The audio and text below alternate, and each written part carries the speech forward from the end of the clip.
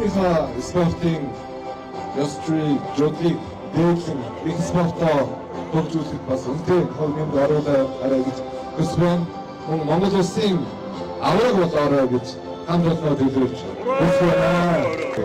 Өнөөдөр Бирж групп маань Монголын үндэсний өв соёлыг түгээн дэлгэрүүлэх үйлсд үнэтэй өв нэмэр оруулж 7-гийн даван тунан байрлаж байгаа давсан бөхчүүдтэй заан жимнийг тийм их жимний автомашинаараа мэлж байгаа. Тэгээд Бирж группийн хамт олон маш их баярлалаа. Тэгээд бүхөө үздэг Монголын ард түмэн дэмждэг та бүхэндээ маш их баярлалаа шүү. Тэгээд Монгол бүхийн босоо цагаа ямар үнэн мөнхөд ивэж явах болтугай гэж өрөөл өргөё.